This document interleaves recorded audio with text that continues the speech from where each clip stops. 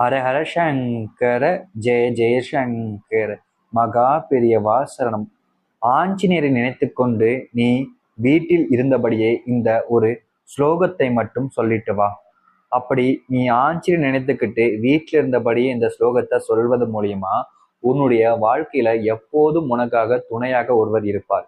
எந்த கஷ்டம் வந்தாலும் சரி, எந்த பிரச்சனைகள் வந்தாலும் சரி, எப்போதும் உனக்கு துணையாக ஒருவர் இருந்து அது அனைத்தையும் தீர்த்து வைக்க முயற்சி செய்வார். இது வாழ்க்கையில நிறைய நபர்களுக்கு தெரியும், ஆனா இந்த ஒரு விஷயத்த சொல்லவே மாட்டாங்க. உங்களால சொல்ல முடியுதுன்னா நிச்சயம் உங்க வாழ்க்கையில பல எண்ணற்ற விஷயங்கள் நடக்க போகிறது. மாற்றத்தை நீங்கள் கண்கூடாக பார்க்க போகிறீர்கள். நிச்சயம் உங்க வாழ்க்கையில அதிர்ஷ்டம் மேல் அதிர்ஷ்டமானது உங்கள் வாழ்க்கையில் கிடைக்கும். இது நாள் வரைக்கும் நமக்கு எப்போதான் அதிர்ஷ்டம் இருக்குன்ற எண்ணம் உங்களுக்கு இருந்திருக்கும்.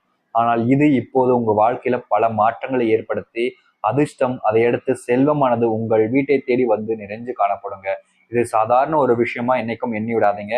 இந்த ஒரு விஷயத்தை, அதாவது ஆஞ்சநேயர் நினைத்து கொண்டு நீங்கள் சொல்லுகிறீர்கள் என்றாலே, ஆஞ்சநேயரோட பக்தராக நீங்க இருக்கிறீர்கள் என்றாலே நிச்சயம் ஒரு நாள் இல்லைனாலும் ஒரு நாள் உங்க அனைத்திற்கும் தீர்வு ரொம்ப எளிமையாக கிடைக்கும்.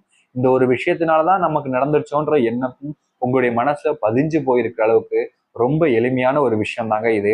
இதை நீங்க வீட்டில் இருந்தபடியே செய்யலாம். ஆஞ்சநேயர் நினைத்து கொண்டு 3 முறை சொன்னால் போதுமானதுங்க. நிறைய நீங்க சொல்லணும் அவசியம் இல்லை.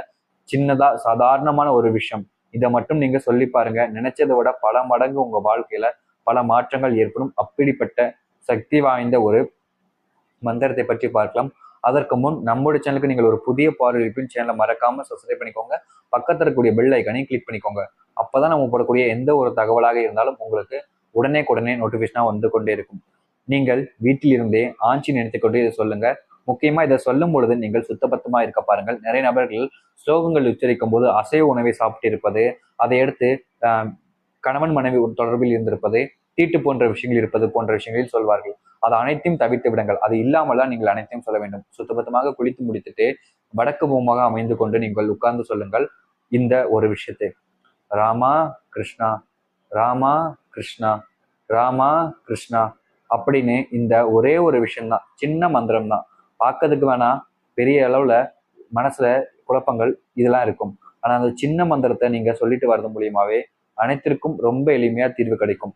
எத்தனையோ நபர்களுடைய வாழ்க்கையில கர்ம வினைகள் நீங்குவதற்கும், அவங்க செஞ்ச பாவம் புண்ணியங்கள் பணத்தும் நீங்குவதற்கும் ராமா கிருஷ்ணான்னு சொல்லு அப்படின்னு நம்முடைய பெரியவர்களும் இதற்கு முன்பும் பல நபர்களும் இப்படிப்பட்ட ஒரு விஷயத்த சொல்லிட்டு போயிருக்காங்க. பல இடங்கள்ல இது ஒரு விஷயத்தான் குறிப்பிடப்பட்டும் இருக்கிறது. அதாவது இந்த ராமா கிருஷ்ணா அப்படின்னு சொல்லும் போது கர்ம வினைகள் எல்லாமே நீங்க நினைச்ச ஒரு விஷயம் நடக்கும்னு சொல்லியிருக்காங்க. அந்த ஒரு காரணத்தினால நீங்க முழு நம்பிக்கையோட இந்த ஒரு மந்திரத்தை சொல்லி பாருங்க. இது நிச்சயம் உங்க வாழ்க்கையில உங்களுக்கு தேவையில்லாத விஷயங்கள் எல்லாத்தையும் நீக்கி நீங்கள் எதை நோக்கி இருக்கிறீர்களோ அதையெல்லாம் உங்களுக்கு துணையாக இருந்த ஒவ்வொருத்தர் செய்து கொடுப்பார். இது அப்பேற்பட்ட சக்தி வாய்ந்த ஒரு விஷயம். எந்த அளவுக்கு நம்பிக்கையோட நீங்க இதை செஞ்சுட்டு வரீங்களோ அந்த அளவுக்கு உங்களுடைய வாழ்க்கை நிச்சயம் சீக்கிரமாகவே மாறும். நம்பிக்கையோடு செய்து பாருங்கள். நல்லதே நடக்கட்டும். ஹர ஹர சங்கர ஜெய ஜெய சங்கர. நன்றி, வணக்கம்.